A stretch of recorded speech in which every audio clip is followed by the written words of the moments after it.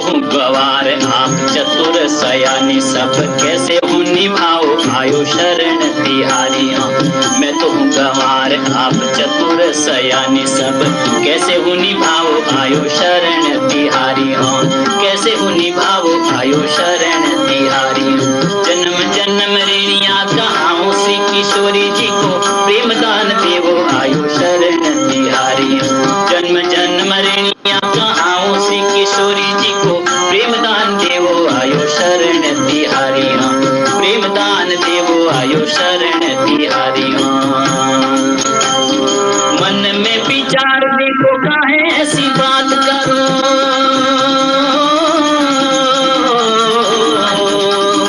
मन में विचार करो जन्म में विचार देखो काहे ऐसी बात करो। एक प्राण तो ये देह हमारी एक प्राण तो ये देह हमारी। एक प्राण तो ये देह हमारी प्यारे करिए कृपा और वृषभानु दुलार। गुरुजी दंडवत प्रणाम। प्रणाम जी, प्रणाम गुरुजी। प्रणाम केशव जी, प्रणाम। प्रणाम सर। केशव जी आपसे अनुरोध है आप शुरू करिए। गुरुपादाः प्रणामः। प्रणाम प्रणाम नंद महोदय प्रणाम।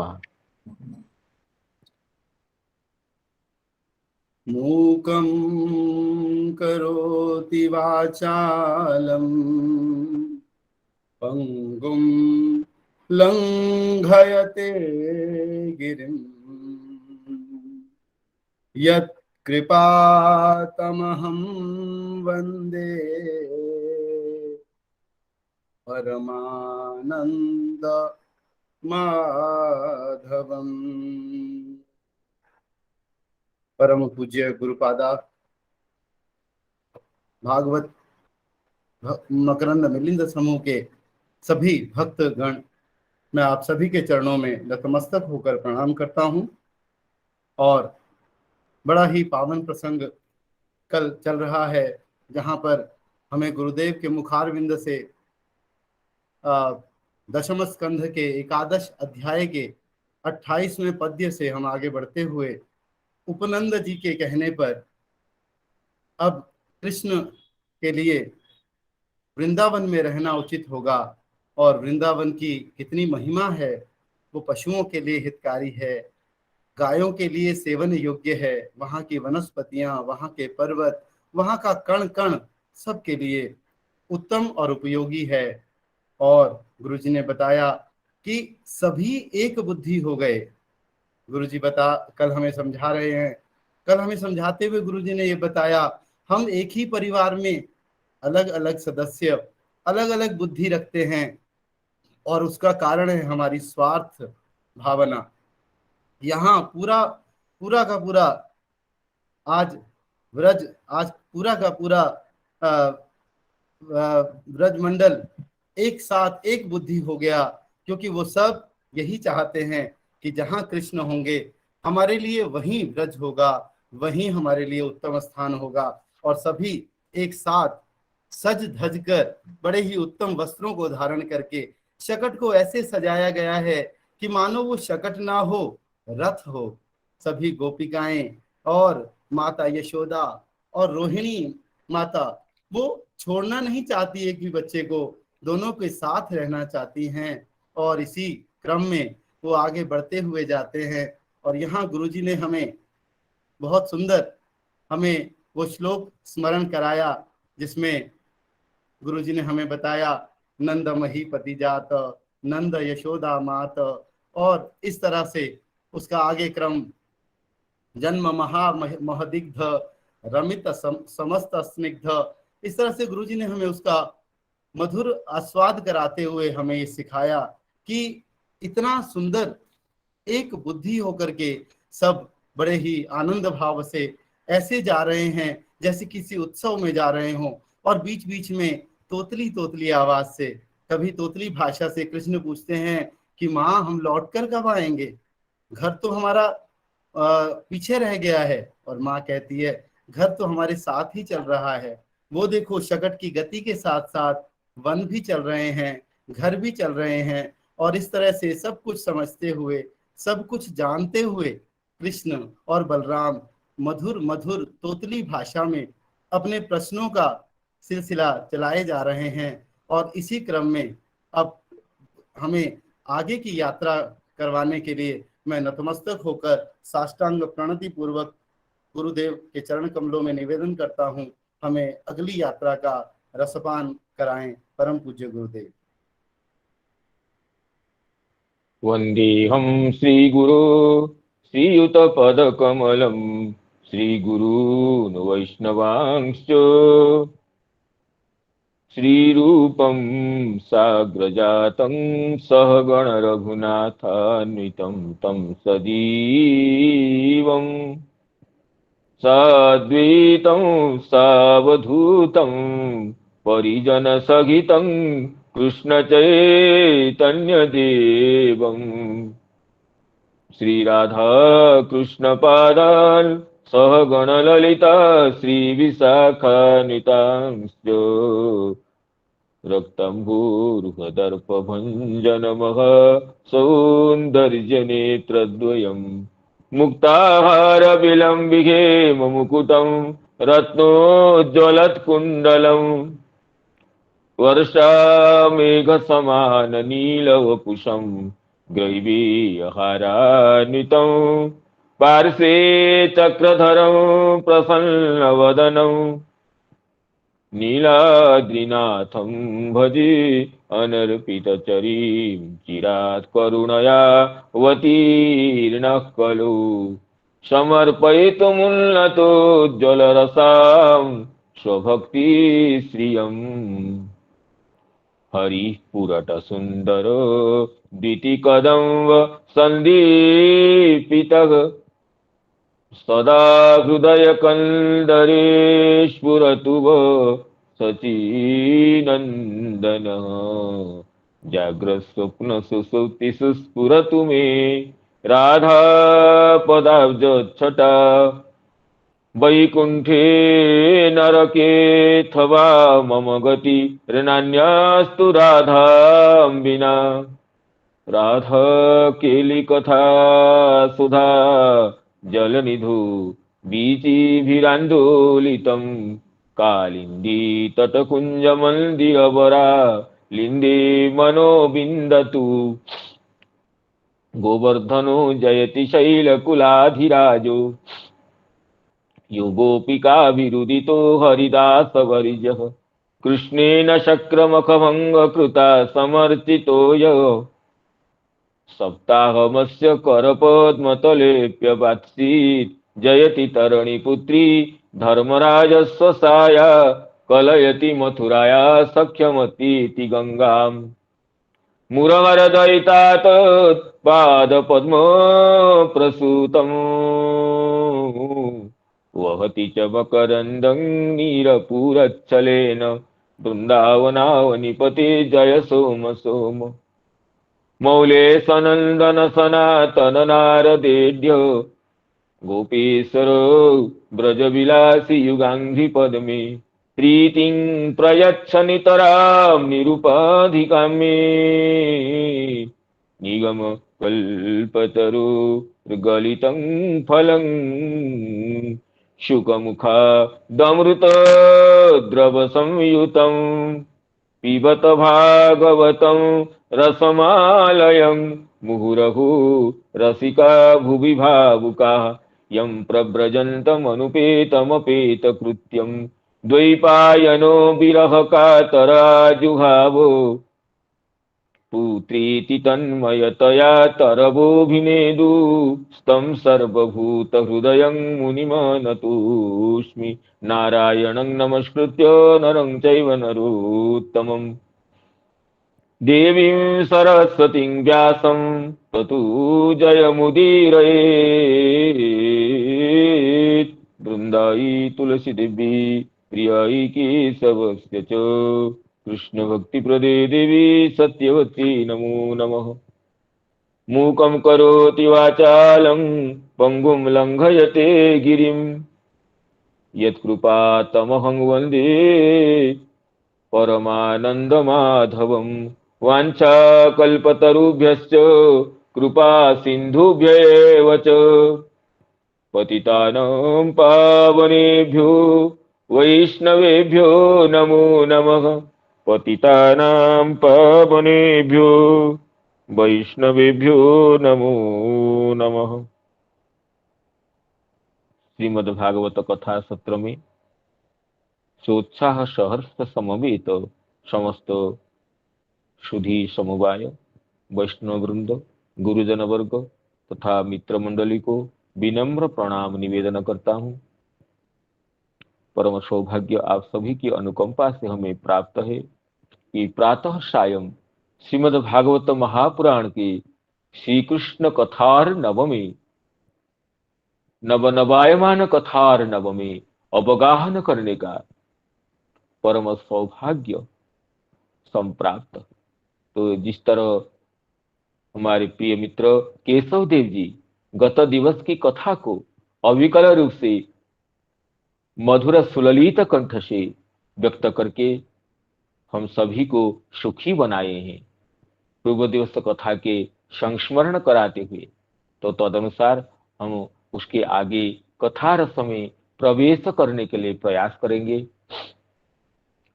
जैसे समस्त गोपगण, गोप गोपी ब्रजवासी गण गोकुल को छोड़ करके, महावन को छोड़ करके अत्यंत उत्साह से वृंदावन की यात्रा पर है।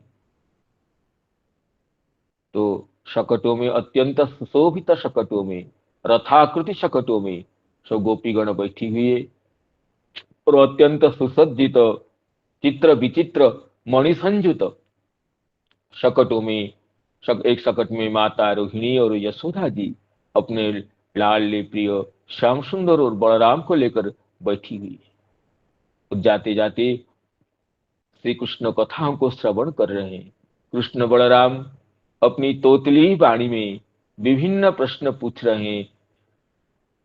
इसे तो प्राकृत बालकों की वाणी मधुर होती है, और जब अप्राकृत सच्चिदानंद घन परब्रह्म बालक बनकर प्राकृत जैसी लीला करते हो, तब उनकी वाणी में कैसी मधुरिमा होगी, कैसी वो वाणी ये सौशीतल्य और सौरस्यमयी होगी, वो तो अनिर्वचनीय है।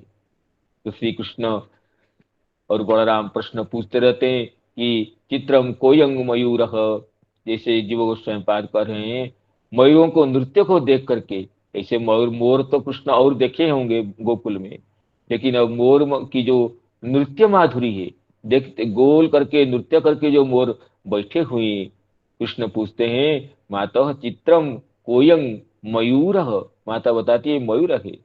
कई मुदुकुहु गायक कोकिलाक्ष, ये कुहू को गान कौन कर रहे हैं? ये कोकिल है बेटे। को वक्तुम वष्टि वाणीम नरवदपि सुख पुष्पप कश्च भृंग, ये मनुष्य जैसी भाषा में कौन ये पक्षी बात करना चाहता है? ना, ये तो शुक है बेटे कृष्ण। और ये पुष्प पर बैठ करके कौन रसपान कर रहा है? ये भृंग है। इस तरह दोनों माताओं अपने कृष्ण बलराम के साथ आलाप करते हुए हंसते हंसते ये ब्रजकुल के महिलाओं के साथ गति कर रही है। चित्रम कोयं मयूर, चित्रम कोयं मयूर, कह्य मृदुकुहु गायक कोकिलाक्ष, को वक्तुम वष्टि वाणीम नरवदपि सुख पुष्पप कश्च भृंग। इत्थं मातृद्वयेन प्रथम गमने, इत्थं मातृद्वयेन प्रथम वनगमे, संलपन्तु हसन्तु बालो गोपाल रामो, ब्रजकुल महिला शर्मभिः सिञ्चत स्म। बालो ब्रजकुल महिला शर्मभिः सिञ्चतः स्म।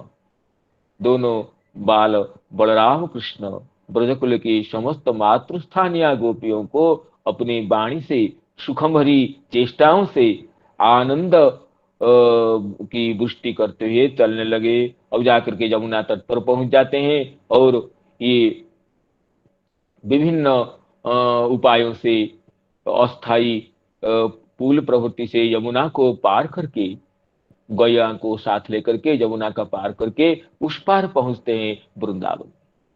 तो आगे देखते हैं श्रीमद् भागवत में कैसे शुकदेव जी वर्णना करते हैं। तथा यशोदारोहिण्या वेकं शकटमस्तिते रेजतु कृष्णरामाभ्यां तत्कथा श्रवणोत्सुके। रेजतु कृष्णरामाभ्यां तत्कथा श्रवणोत्सुके। वृंदावनं संप्रविश्य सर्वकाल सुखावहं। वृंदावनं संप्रविश्य सर्वकाल सुखावहम्। तत्र चक्रुर्व्रजावासं शकटेरर्धचन्द्रवत्। तत्र चक्रुर्व्रजावासं शकटेरर्धचन्द्रवत्। कह रहे हैं कि वृंदावन कैसा है। वृंदावन यमुना को पार करके समस्त गोपीगण वृंदावन में प्रवेश करते हैं, जो कि सर्वकाल सुखावहम।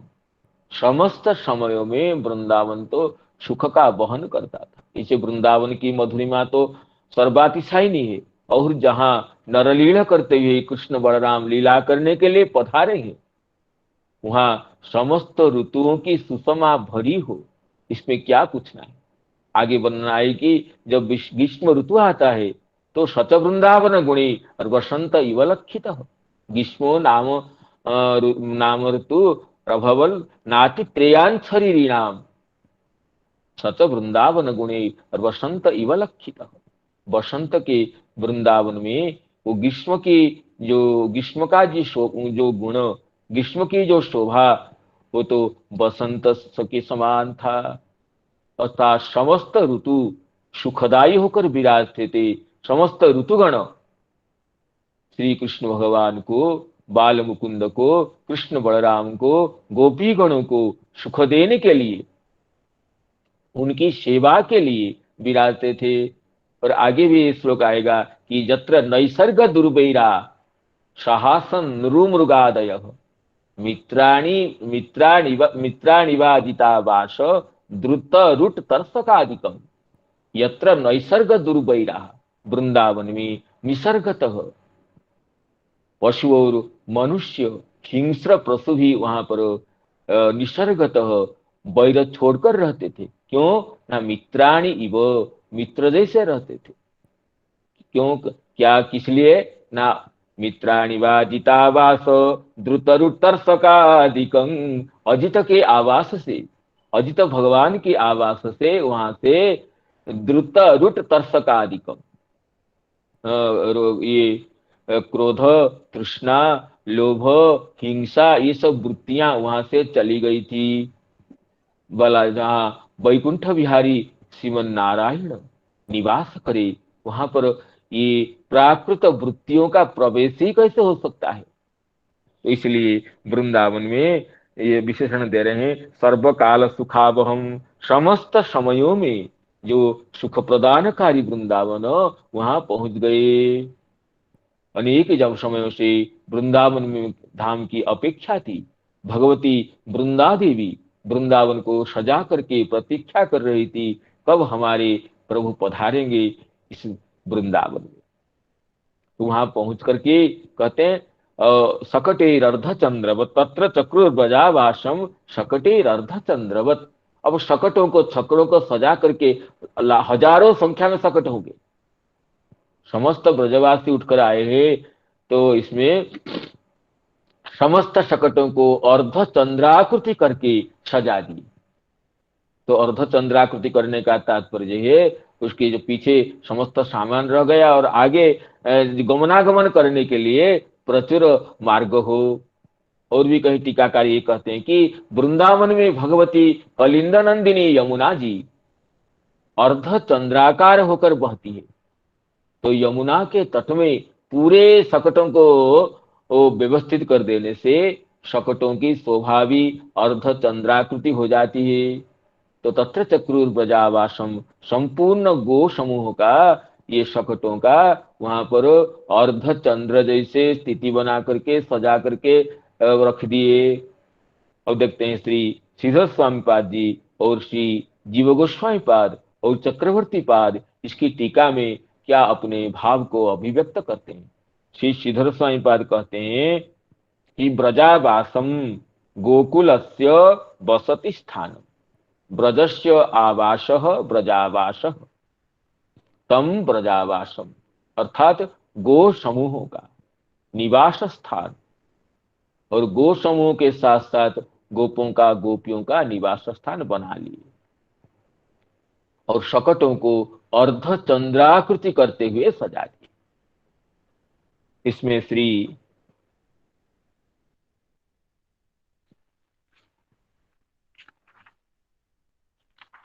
चक्रवर्ती पाद जी ये देखिए कहते हैं,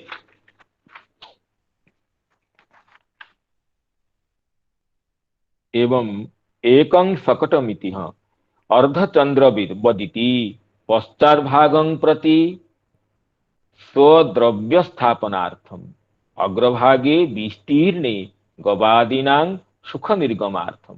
अर्धचंद्र कहने से पश्चात भाग में सब समस्त द्रव्यों को, गृह के उपकरणों को स्थापन कर दिए, और संपूर्ण भाग में, अग्रभाग में जो अत्यंत विस्तीर्ण है उसमें याने आने के लिए विस्तीर्ण मार्ग का प्रबंध किए, और शकटी बाट पर्यंत चंद्रार्धाकार संस्थित, ये विष्णु पुराण का वचन भी श्री चक्रवर्ती पाद प्रमाण देते हैं। शकटी बाट पर्यंत चंद्रार्धाकार संस्थित, ये चंद्रार्धकार होकर के शकटियों का विस्तार रहा वहां पर।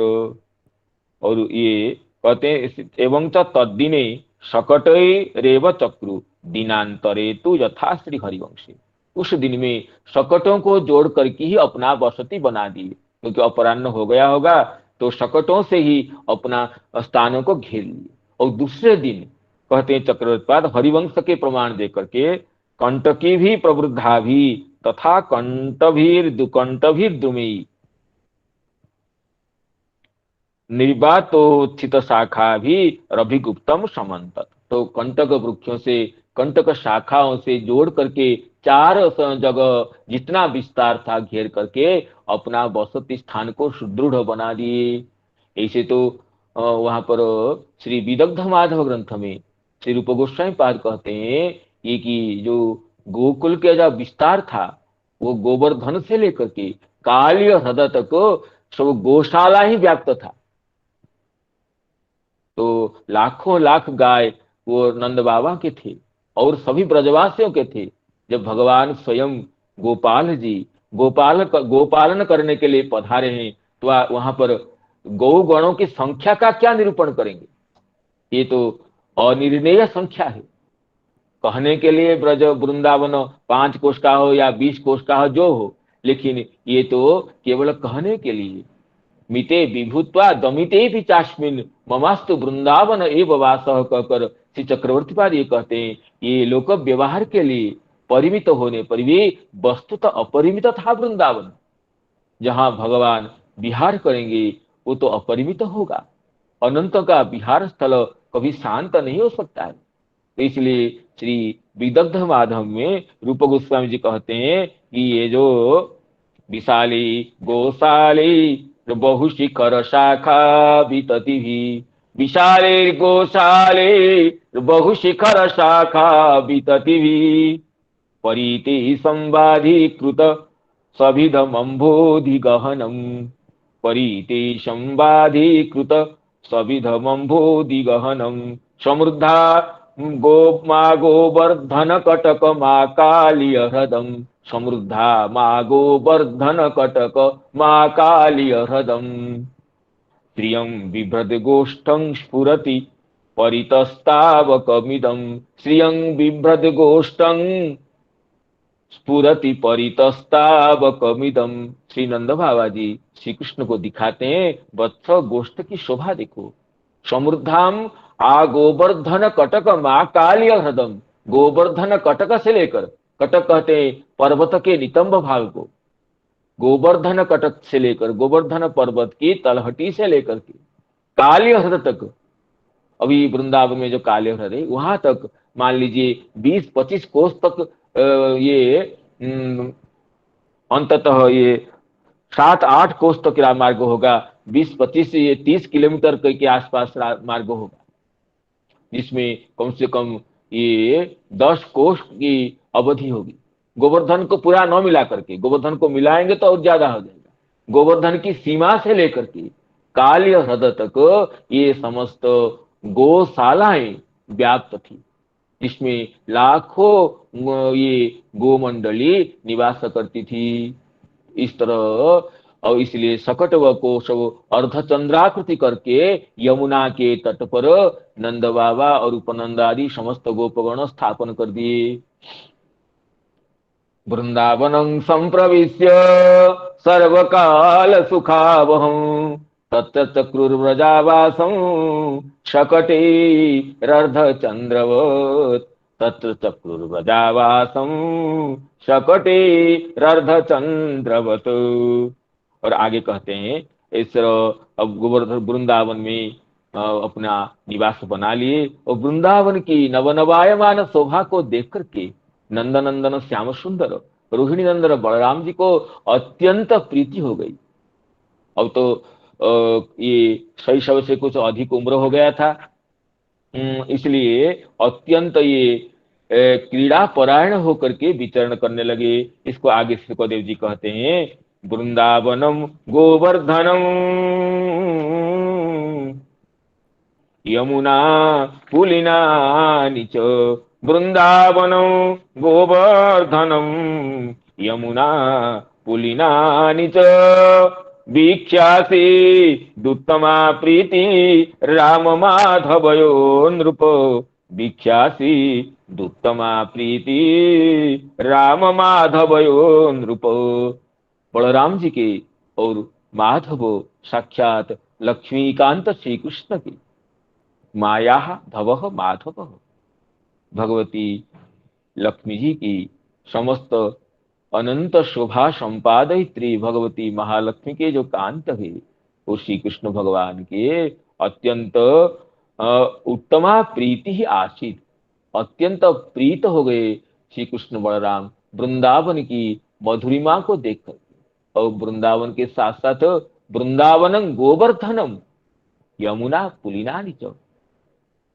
यहाँ का विस्तृत यमुना पुलिन है, यमुना पुलिनों का इतना विस्तार है कि यहाँ पर सखाओं के साथ सख्यरस करते हुए विविध क्रीड़ा रस में ये समासक्त हो सकते हैं ये श्याम सुंदर। और गोवर्धन तो की बात तो निराली है। गोवर्धन जो गोवर्धन जिनके लिए गोपीगण कहते हैं कि ये तो हरिदास वर्ज्य है। हंताय मद्रिरबला हरिदास वरियो यद राम कृष्ण चरण स्पर्श प्रमोद।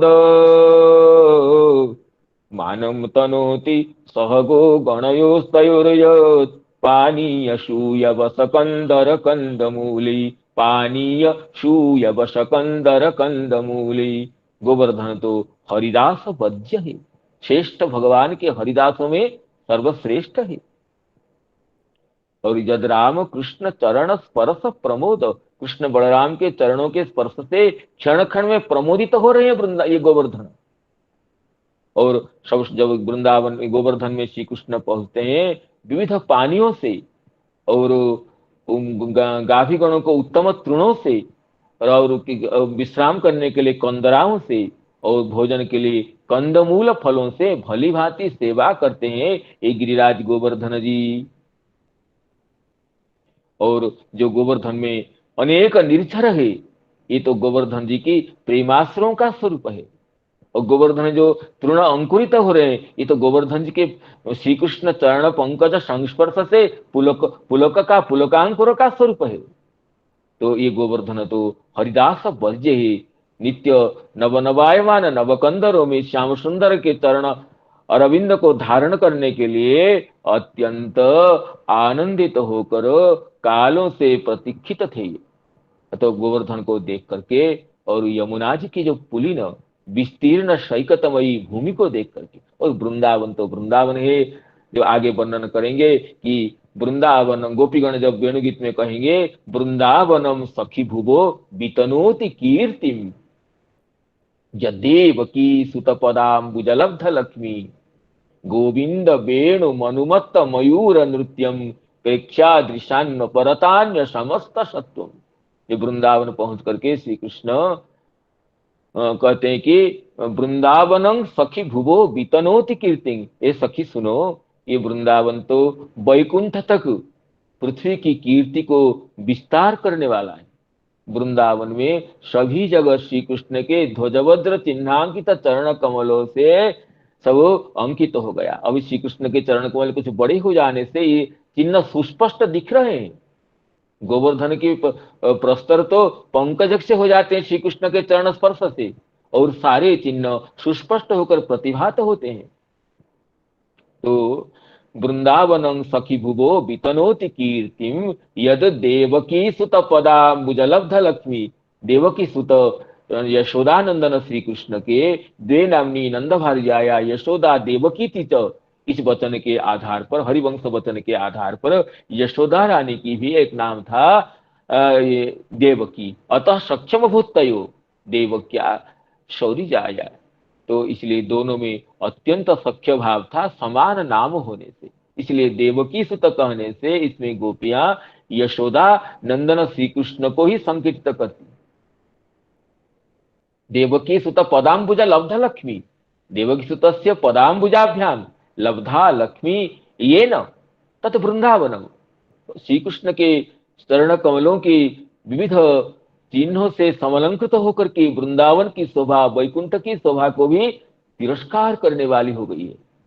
और वृंदावनम सखी भुवो वितनोति कीर्तिम यद्देवकी श्रुत पदाम्बुजलब्ध लक्ष्मी गोविंद वेणु मनुमत्त मयूर नृत्यम प्रेक्षादृशान्व परतान्य समस्त सत्वम। जब वृंदावन में श्याम सुंदर पहुंच जाते हैं, ये झुंड के झुंड मोर आकर पहुंच जाते हैं और अपने नेत्रों से ये बताते हैं कि श्याम सुंदर हमें जरा नृत्य करा दो।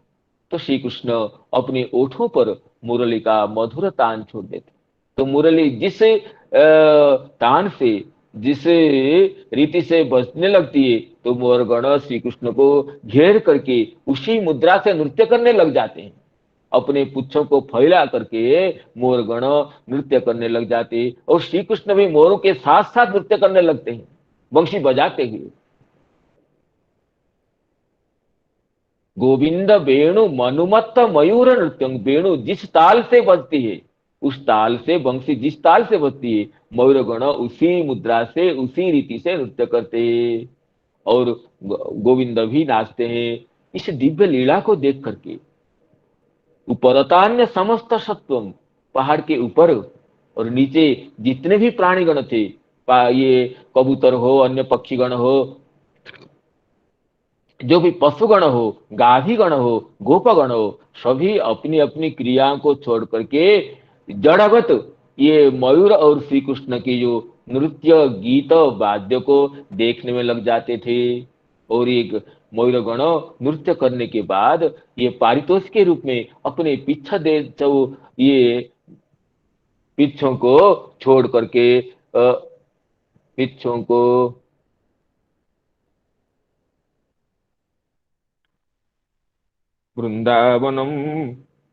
वृंदावनम सखी भुवो वितनोति कीर्तिम यद्देवकी सुत पदाम्बुजलब्ध लक्ष्मी गोविंद वेणु मनुमत्त मयूर नृत्यम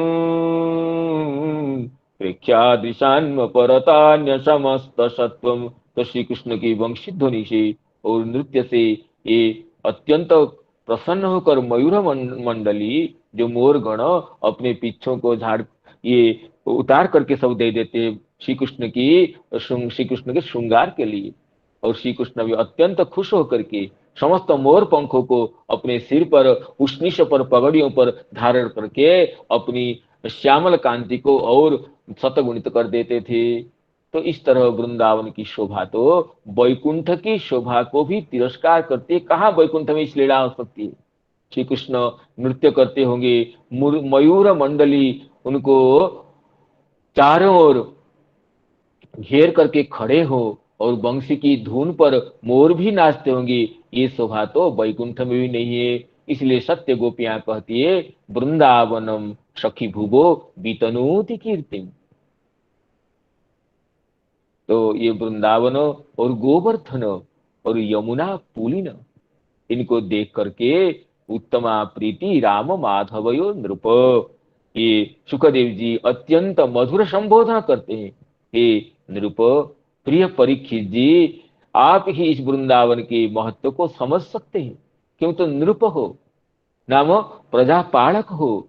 तो प्रजा पालक होने से, प्रजानुरंजनकारी होने से तुम्हें इस वृंदावन की जो महिमा, वृंदावन धाम की जो महिमा तुम्हारे हृदय में ही प्रस्फुटित हो सकती है। वृंदावनम गोवर्धनम यमुना पुलिनानि च वीक्ष्यासिदुत्तमा प्रीति राम माधवयो नृप। वीक्ष्यासिदुत्तमा प्रीति राम माधवयो नृप। इस श्लोक की टीका में श्री वैष्णव बृहद वैष्णव तोषिणी में श्री जीव गोस्वामीकार कुछ सैद्धांतिक तत्वों को देते हैं, जिनकी ये विचार करना, श्रवण करना भी जरूरी है। इसलिए आप सभी के सम्मुख में उन पंक्तियों को पढ़ता हूँ। श्री जीव गोस्वामी पाद ये कहते हैं, अत्र श्री बृहद वन लीलायाम प्रसिद्ध्या वयो योग्यता दिना च क्रमोयंग लक्ष्यते। भगवान की बृहद वन में कितने दिन तक निवास हुआ और क्या क्या लीला हुई। बृहद वन को परिहार करने के बाद वृंदावन में गोवर्धन तट में कब पहुंचे भगवान और वहां पर क्या वयः अक्रम रहा, इसको श्री जीव गोस्वामी पाद अपने विचारों से, शास्त्रीय प्रमाणों से ये संस्थापित करते हैं। कहते हैं, पूतना बधः शकट भंजनम नामकरणम। ये जो लीलाएं सो बृहद वन में हुआ, बृहद वन में या महावन में, ये पूतना बध, शकट भंजन, नामकरण लीला, रिंगण, अपने रिंगण लीला, जानू के बल पर चलना जो, और अघृष्ट जानू रिंगणम, जानू के बल पर न होकर के केवल चलना। तृणावर्त बध, प्रथम विश्व दर्शनम, पहले एक बार भगवान विश्व दर्शन कराए हैं स्तन्यपान के समय। और गोपी भी स्तोभित इति इत्यादि, कृणी वो इत्यादि, कृणी वो जो फल विक्रयणी से फल क्रय करना, और बछड़ों के पुच्छ को लेकर पीछे पीछे भागना, बच्चे ऋतस्तत उभा वनुकृष्य माणु, ये जो इत्यादि लीला है। मृत्तिका भक्षण, जो मृद भक्षण करना, जो आज जहाँ ब्रह्मांड घाट यमुना तट पर विराजमान है, जहाँ श्याम सुंदर ये ब्रज की मिट्टी को मुख में डालकर लीला की थी।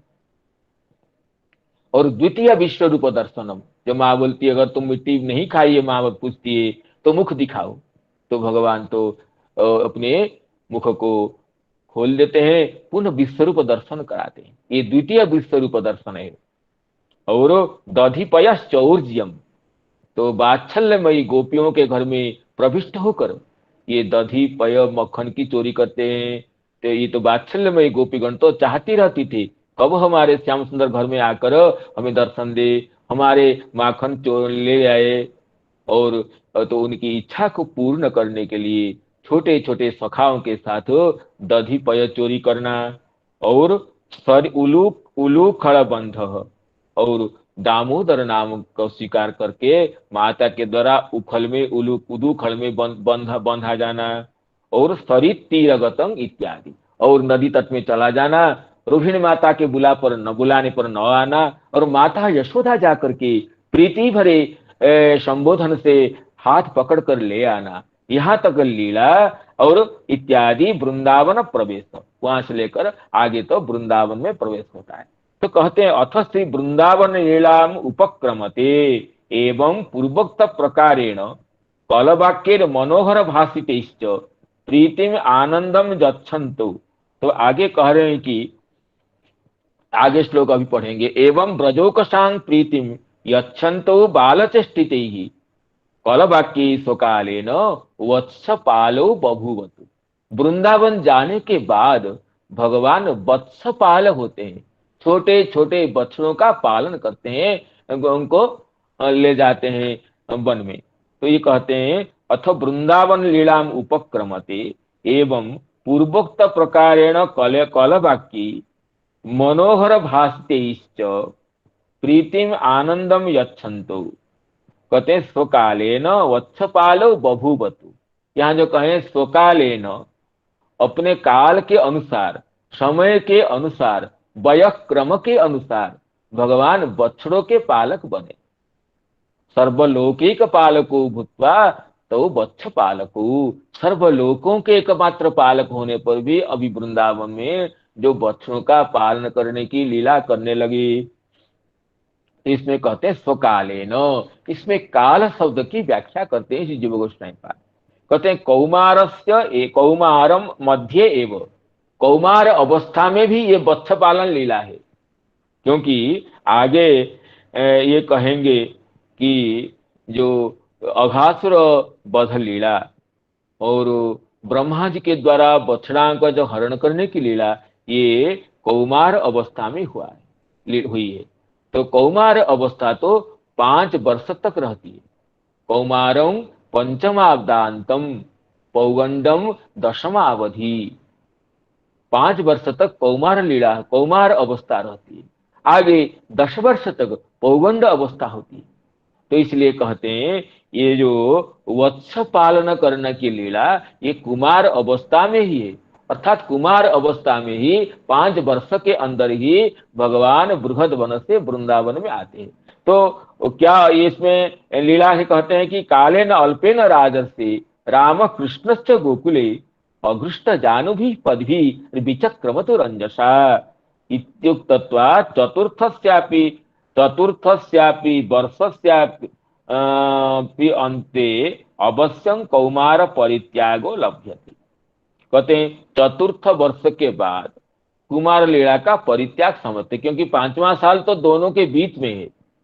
5म वर्ष जो है, 5म से पौगंड अवस्था की शुरुआत होती है और उसमें कौमार अवस्था की समाप्ति होती है। तो 5 वर्ष जो 5म वर्ष जो है वो साधारण है, उसमें कौमार लीला भी है और पौगंड लीला भी है। तो इसलिए कहते हैं 5मस्य तो साधारण्यापत्ति वृंदावने च कौमार लीला बच्चहरण संबंधी वर्षस्य अंतर्भावात। वृंदावन में भगवान पहुंच करके भगवान ने कौमार लीला की है, बच्चहरण लीला भी की है जिसमें 1 साल चला गया है। कहते हैं कि बच्चहरण लीला कौमार अवस्था में हुई, लेकिन सखाओं ने पौगंड अवस्था में माताओं को कहे थे कि आज श्री कृष्ण एक विशाल अजगर का वध किए। तो इसलिए कहते हैं कौमार लीला वत्सहरण संबंधी वर्षस्य अंतर्भावात प्रायः सार्धिक वर्षम भवेत् एवं कौमारे कौमारं जहतु ब्रजे इति तदनंतरं उक्त्वा ततश्च पौगंड वयः श्रितो ब्रजे बभूवतुस्तौ पशुपाल सम्मतौ। जब पौगंड वय आता है तब ये पशुपाल होते हैं, वत्स पालन परिहार करके ये बड़ी बड़ी गायों को लेकर के ये पालन करते हैं, वन में जाते हैं। तो पौगंड अवस्था में 6ठ वर्ष से ये गो पालन करते हैं। तो कहते हैं कि तस्मात् अत्र एवं उह्यं बृहद वने मासत्रयाधिक वर्षद्वयं स्थित्वा। ये कहते हैं कि बृहद वन में, महावन में 2 वर्ष 3 महीने भगवान की लीला हुई। ये भी ब्रज में भी ये प्रसिद्ध है, लोक प्रसिद्ध है कि भगवान ब्रज महावन में 2 वर्ष 3 महीने 3 दिन की लीला की थी। इसी को जीव गोस्वामी पाद अपने विचारों से, शास्त्रीय युक्तियों से सिद्ध करते हैं कि ये 2 वर्ष 3 महीने ये रहे थे महावन में। और तृतीय वर्ष में जब तीसरा वर्ष चल रहा था, तब भगवान गोकुल को छोड़ करके, महावन को छोड़ करके वृंदावन पधारे। तृतीय वृंदावनम आगत्य बाल्य लीलया मासान कतिचिन्नित्वा। बाल्य लीला से ही, शैशव लीला से ही कुछ मास व्यतीत करने के बाद तदनंतरं वत्सपालो बभूवतु। कुछ महीनों के बाद, प्राय अर्थात तृतीय वर्ष में आए। तृतीय वर्ष में ही कुछ महीने बीत जाने के बाद ये बछड़ों को चराने की लीला करते हैं। अतः इसलिए तो इसमें एक विरोध भी आता है। हरिवंश का वचन जो है, तो उसका समाधान करते हैं। हरिवंश पुराण में ये वचन आता है, एवं तो बाल्यम उत्तीर्णौ कृष्ण संकर्षणा बुभु तस्मिनेव ब्रजस्थाने सप्त वर्षो बभूवतु। ओ इसमें कहते हैं कि बाल्य को उत्तीर्ण होकर के महावन में ही 7 साल के हो गए। तो इसका श्री जीव गोस्वामी पास समाधान करते हैं कि ये उनके तृतीय वर्ष में ही सप्त वर्ष की जैसे आकृति हो गई थी। प्रौढ़त्व अपेक्षा कहा गया, न कि वस्तु तो ये 7 साल की अवधि थी, ये कह रहे हैं। तृतीय वर्ष में ही भगवान की सप्त वर्ष वयस की जैसी अंग सौष्ठव होना चाहिए, ऐसे हो। इसलिए अथवा जैसे पुराण में परस्पर भेद होने पर अल्पभेद बता करके हम समाधान करते हैं, तो हो सकता है और किसी कल्प की लीला में भगवान महावन में अधिक दिन रहे होंगे, लेकिन इस लीला में, गत लीला में तो भगवान महावन में, बृहद वन में, गोकुल में ये 3 मास अधिक 2 साल रह करके तृतीय वर्ष में ही वृंदावन की वनराज में गोवर्धन के तट में प्रवेश किए थे। ये जीव गोस्वामी सिद्धांत करते हैं। अतः इसको श्री सनातन गोस्वामी पाद भी बृहद वैष्णव तोष में इसी सिद्धांत को ही कहे हैं, इसी सिद्धांत को कहते हैं। सनातन गोस्वामी भी कहते हैं कि इसमें यही बात है कि दोनों का तृतीय, जब भगवान को तीसरा साल चल रहा था, तृतीय वर्ष के प्रवेश में ही, अर्थात 2 साल बीत जाने के बाद जब 3 महीना और पूरा हो गया था, तृतीय वर्ष के में ही भगवान महावन को छोड़ करके तो वृंदावन पहुंचते हैं। वृंदावन में कुछ और शैशव लीला का अविष्ट अंश होता है। फिर वत्सपाल होते हैं। वत्सपाल होने के बाद जब कौमार अवस्था की के बाद तब तो अब गोपालक होते हैं, गोपालन करते हैं। इस तरह वयक्रम का समाधान किए श्री जीव गोस्वामी पर। और बहुत भी इसमें टीका है सनातन गोस्वामी जी के, उसी को विस्तार भय से छोड़ करके हम आगे विचार करते हैं। एवं ब्रजोक संप्रीतिं यच्छन्तो बालचेष्टिति कलवाक्ये स्वकालेन वत्सपालो बभूवतु वत्सपालो बभूवतु।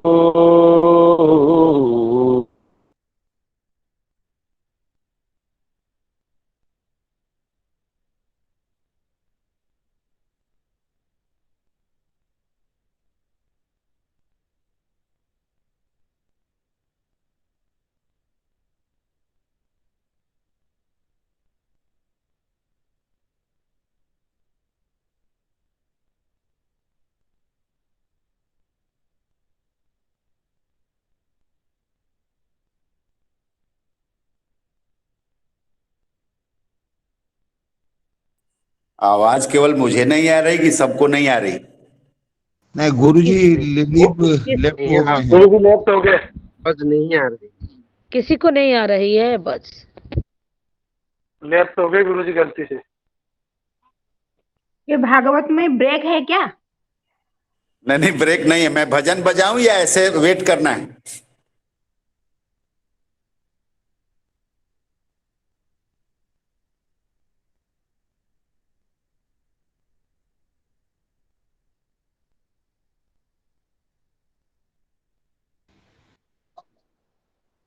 तब तक भजन कुछ समय प्रतीक्षा करें, हम गुरु से।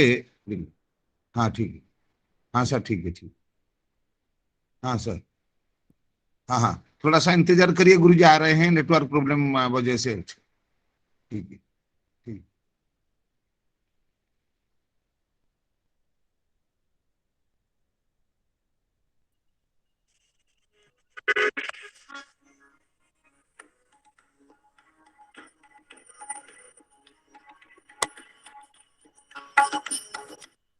आ गए गुरुजी, आ गए गुरुजी, जुड़ गए हैं।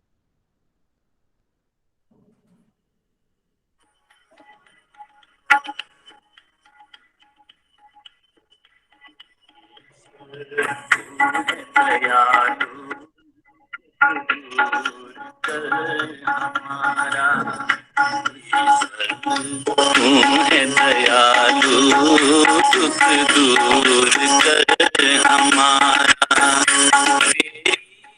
शरण में आया प्रभु दीजिए सहारा। शरण में आया।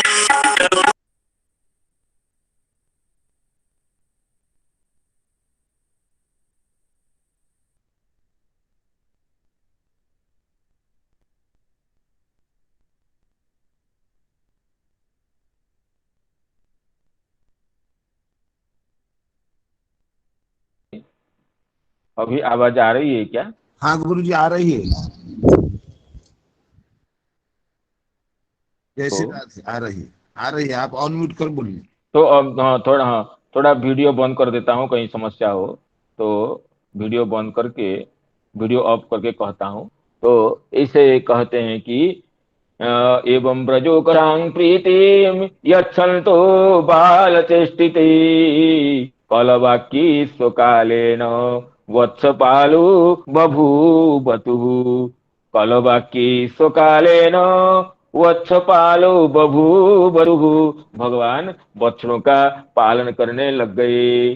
तो इसे कहते हैं कि जब अपना नंद बाबा और यशोदा मैया अनुमति दे दी इन्हें कि तुम्हें वत्स पाल कर सकते हो, तो राम श्याम दोनों ही ये क्या किए, ये अपनी कौलवाक्यी नाम अपनी तोतली बोली से, बाल चेष्टामय मधुमयी वाणी से, कौलवाक्यी नाम अपनी बालकोचित वाणी से, तोतली वाणी से, बोली से, अत्यंत मधुर बालोचित चेष्टाओं से, बाल चेष्टित ही बालोचित चेष्टाओं से गोकुल को गोकुल की तरह, जैसे गोकुल में सुख देते थे उसी तरह उससे और अधिक वृंदावन में भी ब्रजवासियों को आनंद देते रहे। आनंद देते हुए प्रीतिम यच्छन्तु, आनंद देते हुए, और थोड़े ही दिन में जब थोड़े और बड़े हो गए, समय आने पर वत्स पालो बभूवतु, ये बछड़े चराने लगे, ये चराने लगे। अविदूरे ब्रजभुवः सह गोपाल दारकी, अविदूरे ब्रजभुवः सह गोपाल दारकी चारयामास तुर्वत्सान् नाना क्रीडा परिच्छदु। चारयामास तुर्वत्सान् नाना क्रीडा परिच्छदु। कहते हैं कि कृष्ण और बलराम दोनों ये कैसे ना ग्वाल बालों के साथ, गोपाल दारके ही, दारक कहते हैं बालक को, गोपाल बालकों के साथ ये खेलने के लिए बहुत सी सामग्री लेकर, नाना क्रीड़ा परिच्छदो, अभी तो छोटे हैं, बहुत तरह के क्रीड़ा के जो परिच्छद उपकरण लेकर चलते थे। और गोष्ठ के पास ही जहां गायों का रहने का स्थान था, उससे बहुत दूर नहीं जाते थे। अभी दूरे, न बहुत निकट और न बहुत दूर, जहां से बुलाने पर जहां पर आवाज चली जाती हो, ऐसे जगह पर ये पास ही बच्चों को चराने लगे। नंद बाबा बोले तो देखो कन्हैया तुम्हें बहुत दूर नहीं जाना है, मैं जहां बुलाने पर तुम आवाज सुन सकते हो, इसी तरह इसे जगह पर रह करके तुम बच्चों को चराना और अपने सखाओं के साथ खेलना भी। अविदूरे ब्रजभुवः सह गोपाल दारके चारयामास तुर्वत्सान् नाना क्रीडा परिच्छदु। क्वचिद् वादयतो वेणुं क्षेपणैः, क्वचित् क्वचित् पादे किंकिणीभिः, क्वचित् कृत्रिम गो वृषि। देखिए भगवान कैसे लीला सखाओं के साथ खेल रहे हैं, कुछ उदाहरण दे रहे हैं सुखदेव जी। देखिए ये दोनों कहीं बांसुरी बजाएं, और बांसुरी बजाना वृंदावन पहुंच करके, और जो गोपगण तो बांसुरी बजाते हैं, अब नंदन नंदन बांसुरी बजाना सीख गए। उचित बाधय तो वेणु, कहीं बांसुरी बजाते तो कहीं गुलेल या ढेल बांस पे ढेले या गोलियां फेंकते हैं। जो ढेले फेंकते हैं, गोलियां फेंकते हैं ना, क्षेपणे क्षिपत क्वचित, जो यंत्र विशेष से बनाते हैं लकड़ी से, जिसको हिंदी में ढेल बांस या ढेल इसको कहते हैं, जिससे गोलियां फेंक लगे, किसकी गोली कितने दूर जाती है देखा जाए। क्वचित पारे की, राधे राधे। हाँ। क्वचित पारे किंकिणी भी,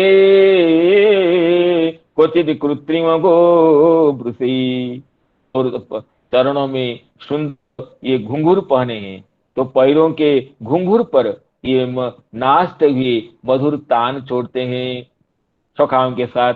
तो कहीं बनावटी गाय और बैल बनकर खेलते हैं। कहते हैं कृत्रिम गोब्र से, टीकाकार का पढ़ेंगे क्या कहेंगे कि ये कृत्रिम गोब्र से कंबल ओढ़ लेते थे और हाथ और पैर को मिला करके 4 पैरों से चलते थे।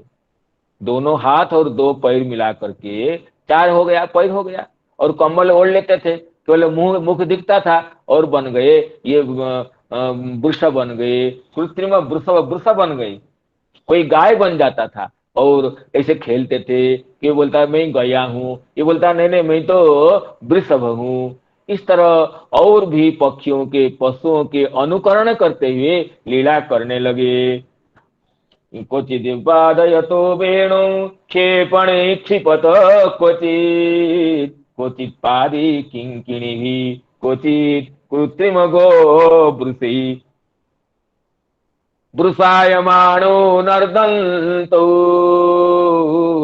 युधाते परस्परम् अनुकृत्य ऋतेर्जन्तु चेरतु प्राकृतो यथा। भगवान की जो दिव्य शैशव लीला है, कौमार लीला है, मुनिजन मोहिनी लीला है, भगवान इसी लीला करने के लिए मर्त्य में प्रकट होते हैं। इस लीला में जिनकी चित्तवृत्ति लग जाए उसे स्वर्ग क्या मोक्ष तक भी अच्छा नहीं लगेगा। इस लीला में बड़े बड़े मुनिगण मंत्रमुग्ध होकर इसी के ध्यान में रहते हैं। तो इसलिए कहते हैं एक और देखिए तो ये संड बनकर हंकड़ते हुए आपस में लड़ते हैं। जैसे सांड शब्द करते हैं ना, कोई सखा और एक सांड बन जाता है और कृष्ण बलराम सांड बन जाते हैं। दोनों 2 वृषों का वृषायमानो नर्दंतो युधाते परस्परम, नर्दंतो नाम शब्दम कुर्वन्तु, वृष जैसे शब्द करते हुए ये दोनों कंबल ओढ़ करके 4 पैर वृषभ बन करके ये कहीं 2 वृषभ बन करके ये युद्ध करते हैं। और ऐसे केवल वृषभ नहीं, आपस में तो मोर, कोयल, बंदर प्रभृति पक्षियों की बोलियां भी निकालते हैं। कोई मोर बन करके बोली बोलता है, तो कोई ये कोयल बोले, कोई कोयल की बोली से उच्चारण करता है, कोई बंदर जैसा उच्चारण करता है। ये विभिन्न पक्षियों को पशुओं को अनुकरण करते हुए ये सर्वशक्तिमान भगवान, त्रिभुवननाथ भगवान, रमा लालित पाद पल्लव श्री कृष्ण ये प्राकृत बालक जैसे, साधारण बालक जैसे लीला करते हुए ये वृंदावन में विहार करने लगे। अब इसकी टीका को देखते हैं। तो देखिए इसमें कहते हैं श्रीधर स्वामी जी कहते हैं वत्सपाला एव द्वित्रा कंबलादि पिहिता वृषरूपं अनुकुर्वन्ति तई सह स्वयं भी तथैव। कहते हैं 2-4 तो कंबल ओढ़ करके वृषभ की अनुकरण करते हैं, और इस उनके सखाओं के साथ ये श्री कृष्ण भी कंबल ओढ़ करके वृषभ जैसे अनुकरण करने लगे। वृषायमाणो नर्दन्तो तदनुकारी शब्दान कुर्वन्तो युजुधाते इत्यर्थ। वृषभ दोनों सांड लड़ने के समय जैसे शब्द करते हैं ना, इसी तरह शब्दों को अनुकरण करते हुए श्री कृष्ण बलराम भी सखाओं के साथ दिव्य विहार में, दिव्य क्रीड़ा रस में निमग्न हो जाते थे। कहते हैं रुते ही शब्दे ही, और जंतून हंस मयूरादि जंतुओं की जो बोली है जो विविध शब्द है उसको अनुकरण करके भी उसी तरह लीला करने लगे। और देखिए श्री चक्रवर्ती पाल इसमें कह रहे हैं,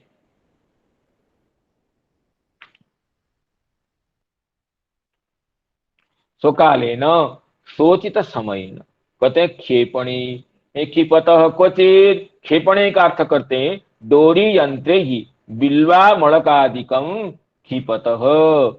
डोरी कैसे लाठी से और रस्सी से इसे यंत्र बनाते थे जिससे छोटे बिल्लो का फल और आंवला का फल को लेकर के दूर तक फेंकते थे और ये प्रतियोगिता करते थे किसका फल कितने दूर तक जाता है।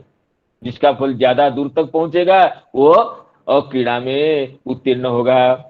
और किंकिणी युक्त पादे ही क्षिपतः ताड़यन्तः कृत्रिम गो वृषे ही कंबलादि पिहित बालके ही वृषाकारे ही, कंबलादि ओढ़ करके वृषाकार बालकों से सह स्वयमपि तथैव वृषायमाणो नर्दन्तो, दोनों कृष्ण बलराम भी वृष जैसे होकर के शाण जैसे होकर के शब्द करते हुए अर्थात तदनुकारी शब्दान कुर्वन्तो युजुधाते, तदनुकारी शब्द करते हुए युद्ध करने लग जाते थे।